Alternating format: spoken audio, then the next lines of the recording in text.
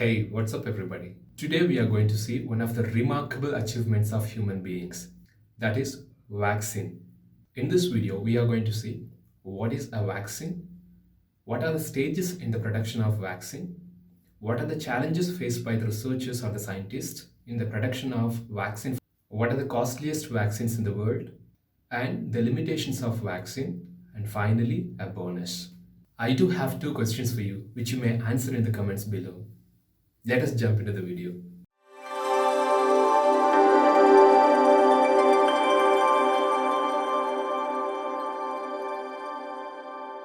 Hey, if you're new here, please consider subscribing our channel.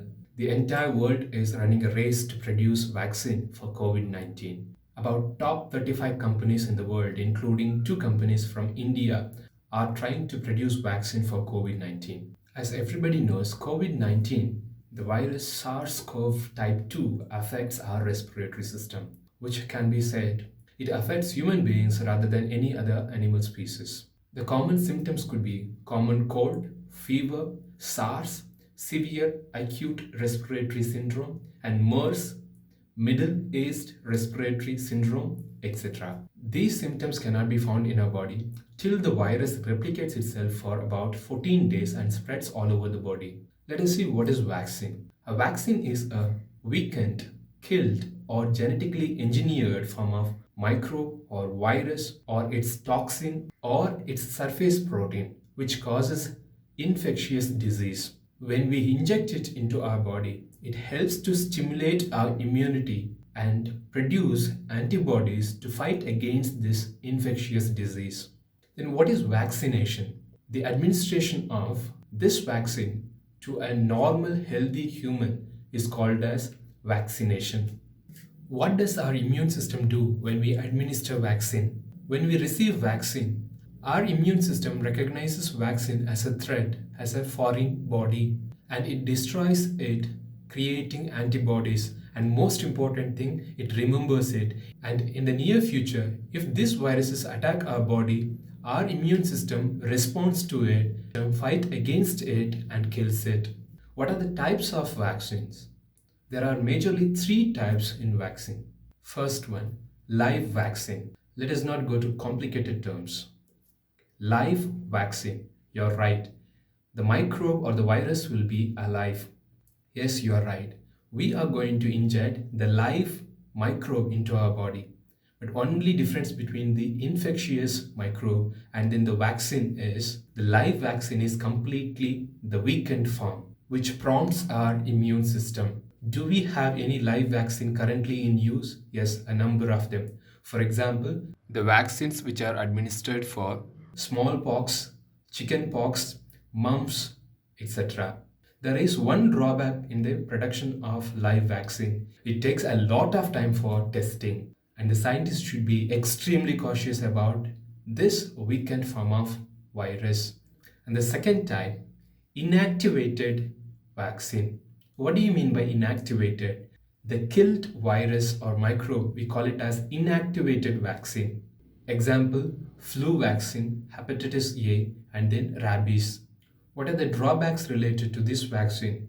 The scientists may have to handle a large amount of live virus or the germ. The inactivated vaccine provides less protection than the live vaccine. We may have to provide multiple doses to provide long-term immunity to a person. And the third type, genetically engineered vaccine. To produce this vaccine, scientists or researchers alter the genetic material of the microbe or virus. This is a very complicated process. None has been licensed for human use. If I'm not wrong, only one genetically engineered vaccine is licensed for human use.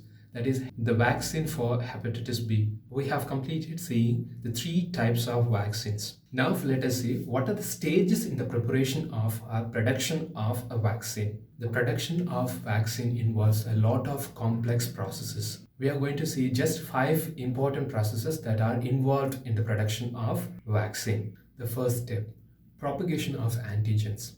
What is an antigen?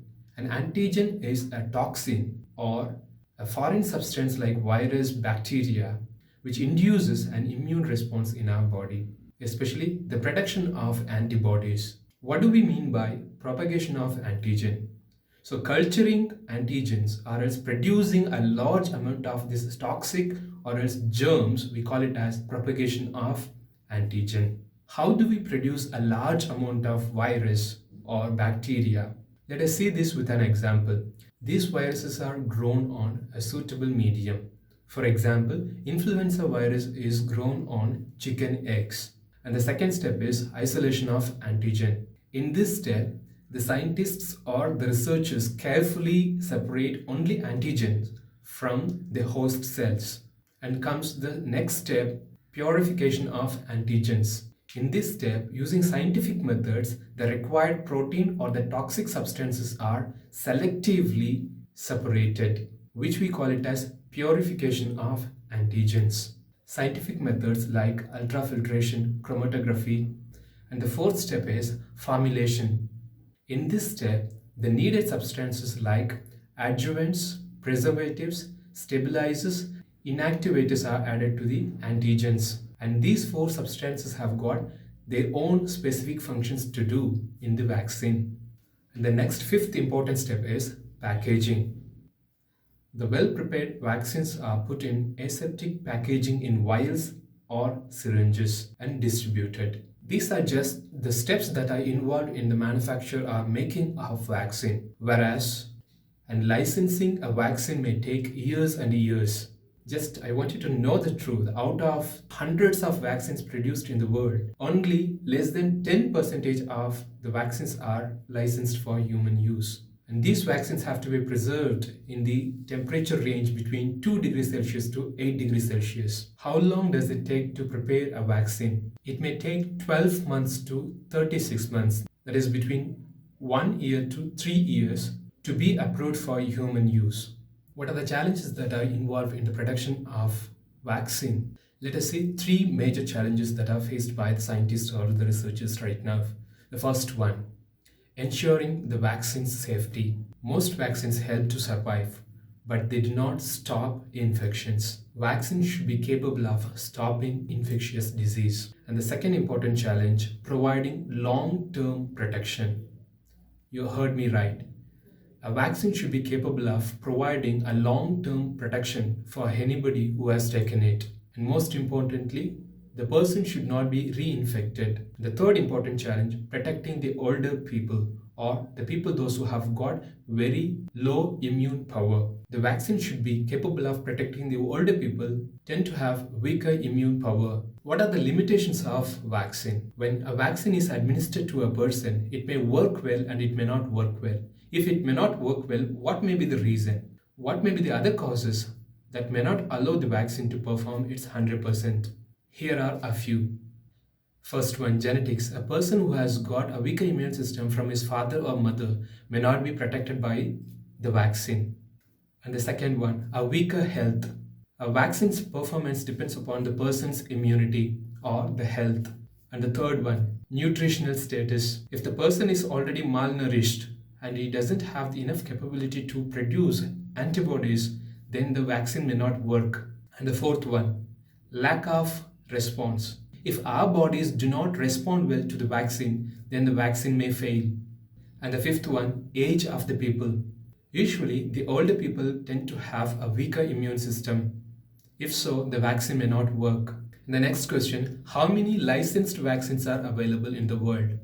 According to World Health Organization report, 25 infectious diseases have got vaccines right now. What are the sudden side effects of vaccine? The sudden side effects can be fever, muscle ache, pain at the injection site. Today I got a bonus point for you.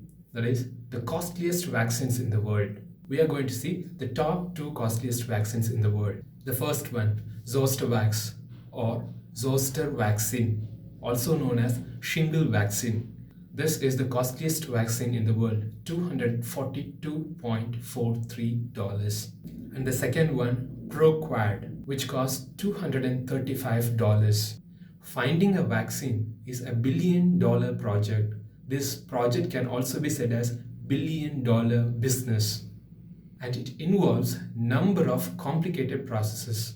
After all sharing this with you, I would like to ask 2 important questions. First one, who is the founder of vaccine? And the second question, Production of vaccine is $1 billion business, and by selling it we can make a lot of money. My question is, if India finds vaccine for COVID-19, should we use this opportunity, sell the vaccine and make money, or should we give to the world for free and eradicate COVID-19? Whatever you feel, just leave it in the comments below. If you like this video, give me a thumbs up. If you feel that any of your friends should know how the vaccines are prepared, please share the links with them. If you want me to talk about any topic that you are interested in, please leave the topics in the comments below. I hope this video might have given you some understanding related to the vaccine.